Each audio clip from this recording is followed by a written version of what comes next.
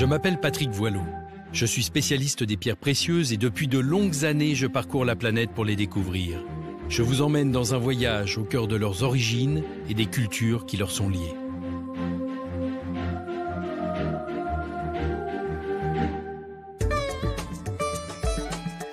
Le Sri Lanka est une île dont l'histoire est liée depuis l'Antiquité à une pierre précieuse, le saphir.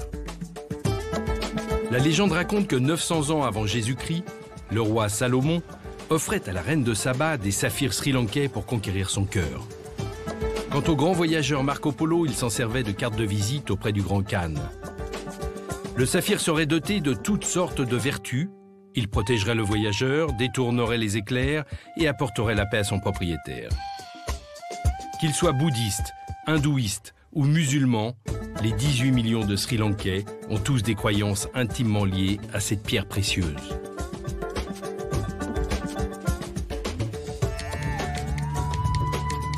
Mais avant d'embellir des parures, le saphir a séjourné plusieurs millions d'années dans les profondeurs de la Terre. Puis il est passé entre les mains d'artisans qui ont tous contribué à révéler son éclat.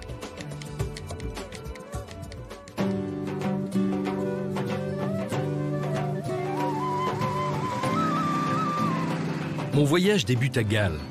L'architecture coloniale de cette ville raconte un pan de l'histoire de l'île. Portugais, Hollandais et Anglais se sont succédés jusqu'à son indépendance en 1948.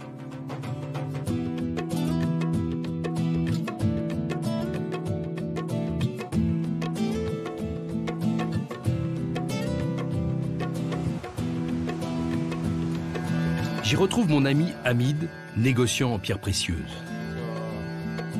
Comme 7% de la population de cette île, il est de confession musulmane. Cette communauté est très impliquée dans le commerce des pierres précieuses. Au 8e siècle, les musulmans sont arrivés au Sri Lanka pour le commerce. Mais au début, ils vendaient des épices et ce genre de choses. Le commerce a donc démarré avec eux au Sri Lanka. Ensuite, certains s'y sont mariés et ont commencé à vendre des pierres précieuses.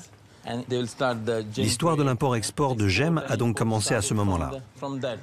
Avant cette époque, le Sri Lanka n'exportait pas ses pierres précieuses. Aujourd'hui, le commerce continue encore.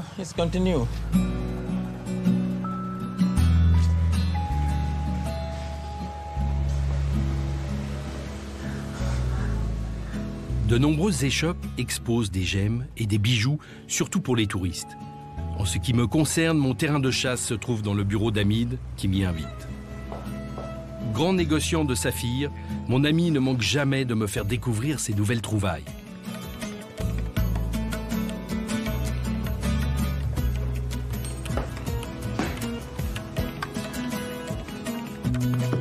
Aigues marines, rubis, topazes, son coffre recèle tout ce que cette terre peut offrir. Mais ce qui capte mon attention, ce sont ces saphirs.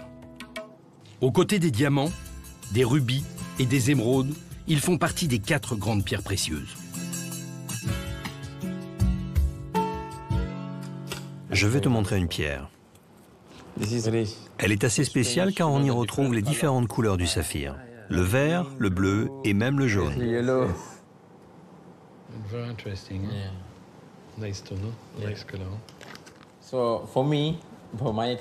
D'après moi, c'est la véritable couleur du saphir. On appelle ça le bleu velvet. Regarde-moi cette couleur. C'est superbe, c'est comme s'il y avait des feux à l'intérieur. C'est la couleur typique du saphir sri-lankais, un vrai bleu velvet. C'est une pierre incroyable. J'adore cette couleur. En fait, la couleur n'est pas la même en fonction des différentes lumières. Pour se rendre compte de la valeur d'une pierre, il faut la regarder à la lumière du jour, orientée vers le nord. C'est pour ça que nos bureaux sont exposés directement à la lumière du nord. Pour les saphirs, c'est vraiment important. D'ailleurs, là, on peut voir que quand on utilise une lumière jaune, la couleur est très différente d'une lumière blanche. Tu veux voir une très grosse pierre, bleu roi? Oui, oui. Avec plaisir.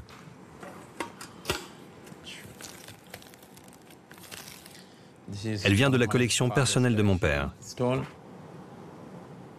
C'est vraiment une pierre spéciale.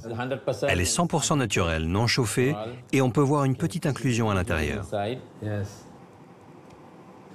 Quand on parle d'inclusion, ce sont des corps étrangers qui, lorsque le cristal se forme, restent prisonniers à l'intérieur du cristal. Et ça peut être des substances solides, des cristaux d'autres minéraux. Ça peut être des substances liquides ou gazeuses qui sont dans des canaux.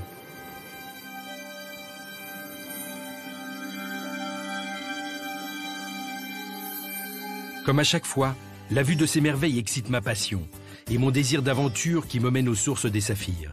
Je quitte Galle pour Ratnapura, dans le centre du pays. Les plages laissent place aux collines couvertes de forêts tropicales, puis à la chaîne de montagnes de Samanala. La plus forte concentration de mines de saphirs du pays se trouve ici. Ratnapura, ou ville des pierres précieuses en traduction locale, n'a pas usurpé son nom. Les pierres y foisonnent.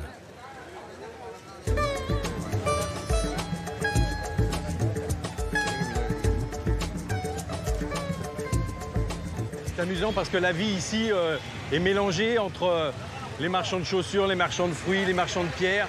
Les pierres précieuses sont vraiment intégrées à la vie de cette ville. C'est incroyable. Les pierres précieuses ont une valeur commerciale considérable, mais elles sont aussi intimement liées aux croyances. Ici, une divinité leur est dédiée, le dieu Saman.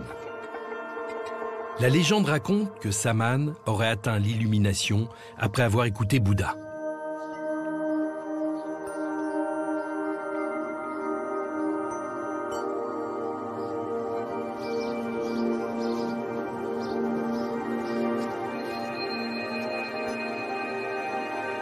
Dans le centre de la ville, un temple érigé en son honneur accueille de nombreux fidèles auxquels je me mêle. Curieux d'en connaître davantage sur cette divinité, j'interroge un moine.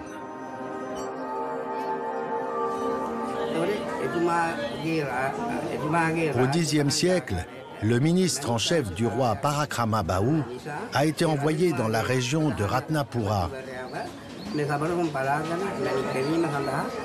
Le roi lui avait donné pour mission la prospection de pierres précieuses afin d'alimenter le trésor royal. Avant de partir, le ministre fit la promesse solennelle d'ériger un lieu de culte en l'honneur du dieu Saman si ses efforts pour trouver des pierres étaient récompensés.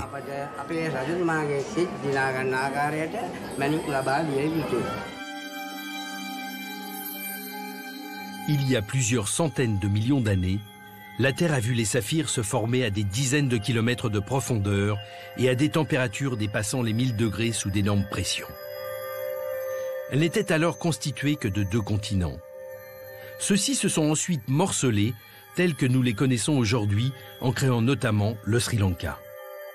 Les gisements de pierres précieuses enfouis dans leur profondeur ont été entraînés dans cette dérive. Puis l'érosion a permis aux saphirs d'apparaître à la surface de la Terre.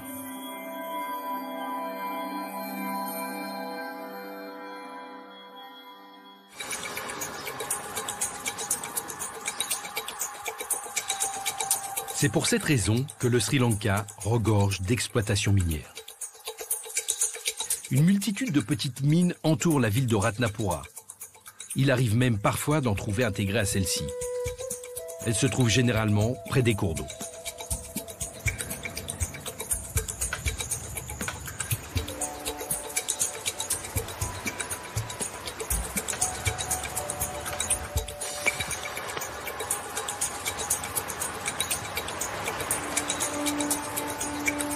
Vous trouvez des pierres ici? Ouais? Bien.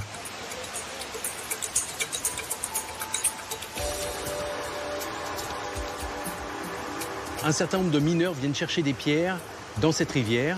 Pourquoi? Parce que ces pierres sont arrachées à la montagne où elles se sont formées. Les eaux de ruissellement vont arracher ces pierres, les emmener dans les rivières. Comme les pierres précieuses sont généralement plus lourdes que les autres minéraux et l'argile et tout ce qui peut se trouver dans la rivière, ces pierres vont se déposer dans les méandres ou dans des trous. Là, Ilham, Safer? Non? Non. Cette recherche, c'est un côté toujours fascinant parce que à chaque remontée, on peut trouver un très gros saphir ou une très grosse pierre précieuse. C'est vraiment une chasse au trésor. On ne sait pas ce qui va sortir. Les crues et les courants rendent la recherche dans les rivières parfois dangereuse et difficile. C'est pour cette raison que l'exploitation des pierres précieuses s'effectue souvent sur la terre ferme dans des mines souterraines, là où se situe autrefois le lit des rivières. Sur la même exploitation, à quelques mètres de la rive, se trouve l'une d'entre elles. Je rejoins un autre groupe de mineurs. C'est Priyanta qui dirige les opérations. Avant d'entamer leur descente, ils adressent une courte prière à leur dieu, Saman. Chaque matin, nous prions le dieu Saman pour qu'il nous protège des dangers de ce travail et qu'il nous guide dans la recherche de pierres.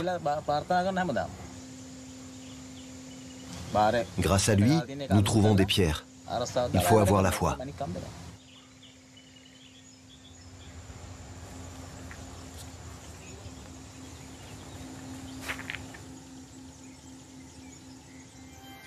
Avant de m'inviter à descendre, Priyanta et son équipe vérifient les parois. À l'aide de fougères, ils tissent un treillis pour éviter l'éboulement. Ils fortifient la structure au fur et à mesure qu'ils creusent plus avant dans la galerie. C'est dans cette terre meuble et humide, nommée Ilham, que les mineurs vont trouver leur trésor. Aide-moi un peu, pousse un peu plus. Ok, super. C'est assez? Ouais, c'est assez.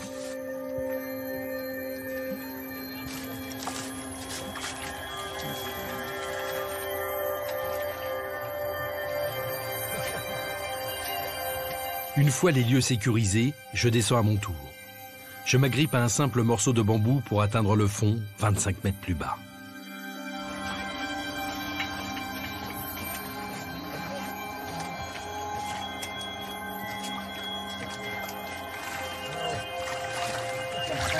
En bas, c'est le niveau du filon. Il se trouve juste là. Je peux tirer un peu pour vous montrer. On est dans des rizières, des marais, dans des endroits qui sont très riches en eau. Et très souvent, c'est fortuit ici, on trouve des pierres précieuses parce qu'on va creuser un puits ou je ne sais quoi, et puis on tombe sur des pierres précieuses, donc on décide de faire une mine. Donc ces gens-là sont mineurs aujourd'hui, mais ils étaient peut-être planteurs de riz il y a quelques temps, quoi.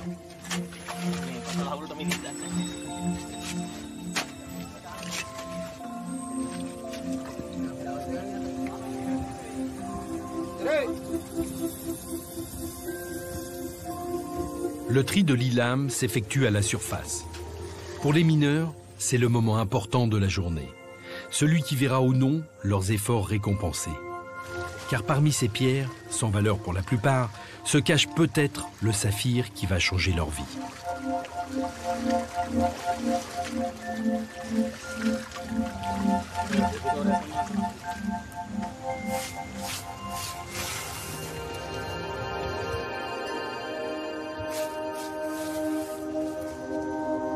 Est-ce que vous êtes content de ce que vous avez trouvé? Heureux, très heureux. Nous avons trouvé plusieurs pierres précieuses.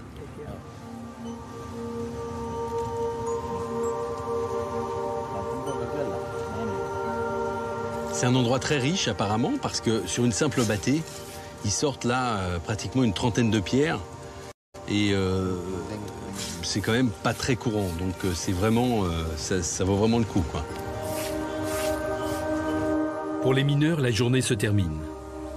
Demain, ils continueront leur quête sous la terre ou dans le fleuve avec la même ferveur jusqu'à l'épuisement du gisement. Rares sont ceux qui retourneront travailler dans les rizières. Pourquoi vous avez choisi de faire ce métier? J'ai été influencé par deux des frères cadets de mon père qui étaient mineurs. Dans mon enfance, je les regardais travailler. Ce travail m'intéressait. Je suis mineur depuis 15 ans. Vous préférez rester dans ce métier-là? C'est très excitant lorsque nous trouvons des pierres. Pour le groupe et pour chacun d'entre nous, c'est un grand moment.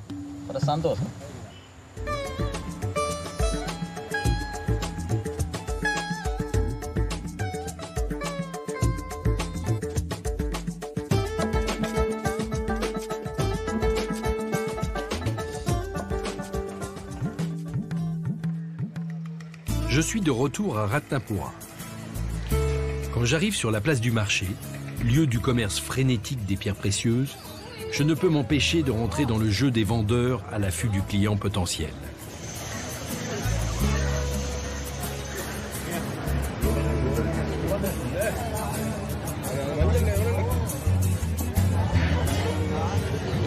Ça, c'est un saphir jaune-blanc.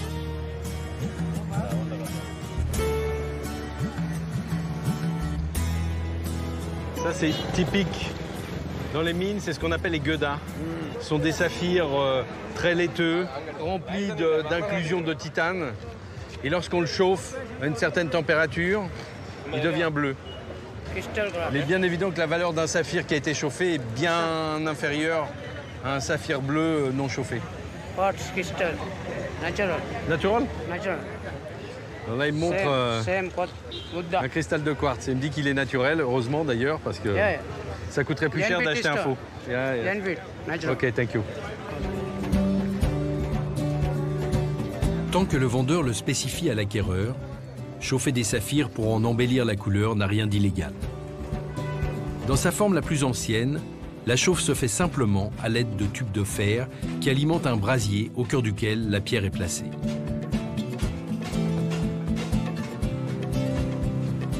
Je me rends chez Komodo, qui, tel un alchimiste des temps modernes, va peut-être me livrer ses techniques pour modifier la couleur des saphirs.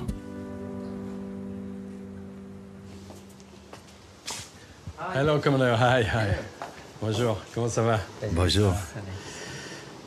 C'est possible de chauffer cette pierre pour avoir une bonne couleur? Il faut d'abord que je regarde l'intérieur de la pierre. Oui, elle est plutôt pas mal. Mais la proportion des ingrédients n'est pas idéale. Et cette partie marron va devenir un peu plus bleue que cette partie-là. Il va donc falloir mettre en place un protocole très précis pour rendre ce saphir bleu. Combien de temps faut-il chauffer la pierre? Il faut quand même un peu de temps. Je dirais au moins 3 à 5 jours. Et à la fin, ce sera un très beau saphir bleu. Je ne peux malheureusement pas attendre aussi longtemps, mais Komodo va me montrer comment il procède. Tout d'abord, il faut conditionner la pierre. Il faut chauffer suffisamment pour que l'oxyde de titane et de fer se diffuse. Pour ça, il faut chauffer à environ 600 degrés. Je vais donc mettre la pierre dans le foyer du four. Là, je la mets au centre.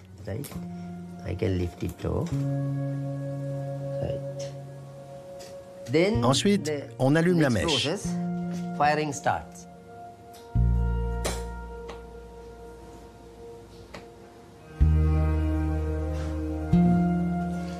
C'est très sophistiqué. Ah oui, tout à fait. Et maintenant, on va aller au deuxième four. Et je vais te montrer le résultat. Ok.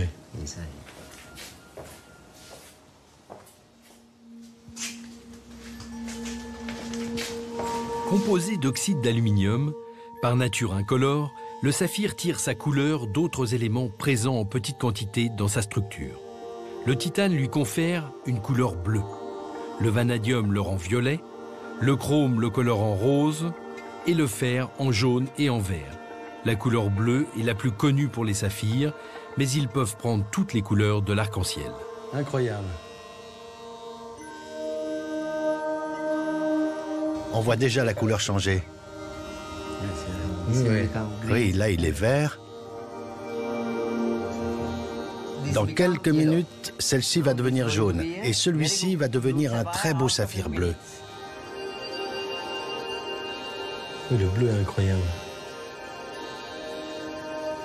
Komodo a mis ses saphirs, ses gueudas, en fin de compte, on appelle ça des gueudas, à l'intérieur d'un four. Il a monté pratiquement à 2000 degrés ces pierres. Et en fin de compte, au bout d'un certain nombre de jours, il ressort ses saphirs. Et les saphirs qui étaient bleu ciel sont devenus bleu foncé, parce qu'en réalité, le titane, l'oxyde de titane qu'il y avait à l'intérieur sous forme de cristaux, s'est dissous et a diffusé la couleur à l'intérieur du saphir. C'est un processus qui est autorisé et parce que c'est la continuité d'un processus naturel. C'est-à-dire les très beaux saphirs bleus dans la nature subissent ce genre de traitement dans les entrailles de la Terre.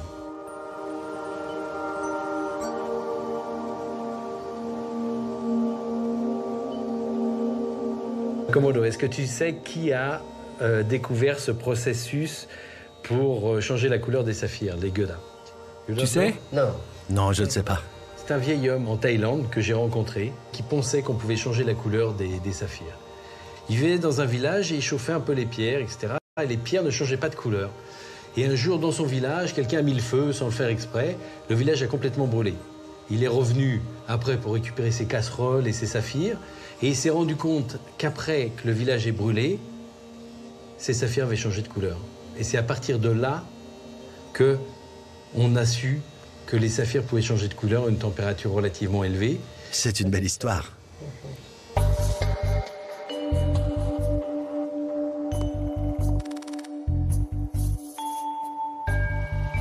Mon voyage touche à sa fin. Mais avant de repartir, il me reste une ultime étape, faire tailler un saphir. Si la couleur est une propriété intrinsèque de la pierre, son éclat dépend de la façon dont les rayons la traversent. Ce chemin de lumière, c'est le lapidaire qui va le tracer.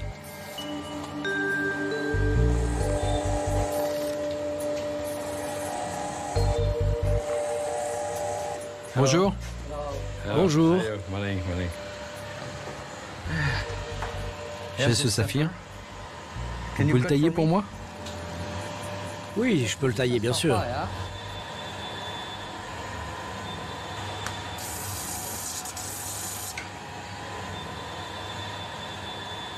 Le métier de lapidaire est un métier tout à fait incroyable. À partir d'une pierre qui est très usée, qui a été roulée par les rivières, est complètement abîmée, le cristal n'existe plus. Il va faceter la pierre de façon à ce que le rayon de la lumière joue à l'intérieur de la pierre, ce qui fait qu'on a l'impression que la pierre est complètement brillante, on voit toutes les facettes. C'est encore plus dur pour les saphirs bleus parce qu'il faut mettre la couleur de la pierre au bon endroit dans la forme de la taille. Une forme de taille, c'est d'abord la partie plate qu'on voit, c'est la table, et la partie inférieure, on appelle ça la culasse. C'est la partie pointue qui se trouve cachée généralement dans le bijou. Et pour avoir une très belle couleur, un très beau bleu, parce que souvent le bleu n'est pas uniforme, il faut que le lapidaire étudie bien sa pierre et mette bien ce bleu dans la culasse pour que lorsqu'on regarde la pierre par au-dessus, la pierre soit complètement bleue et brille beaucoup.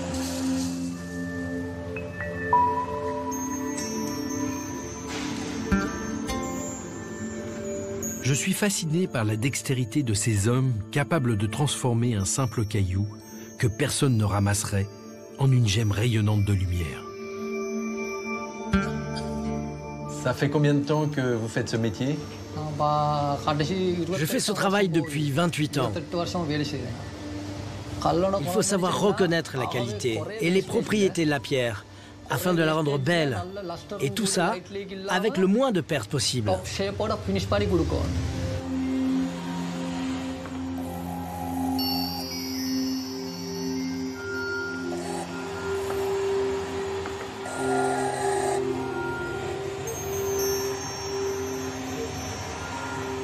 Le travail de façonnage est terminé.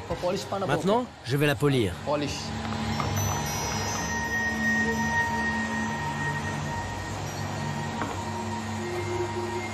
C'est complètement magique, parce qu'on part d'une pierre brute et on finit par faire quelque chose qui brille, qui est poli, qui a des facettes, dont la lumière joue avec ses facettes et qui est quelque chose d'extraordinaire.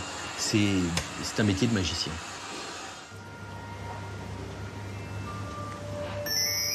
Voilà, j'ai terminé. Ok. Alors là, c'est incroyable parce qu'en très peu de temps, il a réussi à tailler toute la partie supérieure de la pierre, la polir. C'est très impressionnant. Moi, j'ai appris à tailler, je suis incapable de faire un truc comme ça.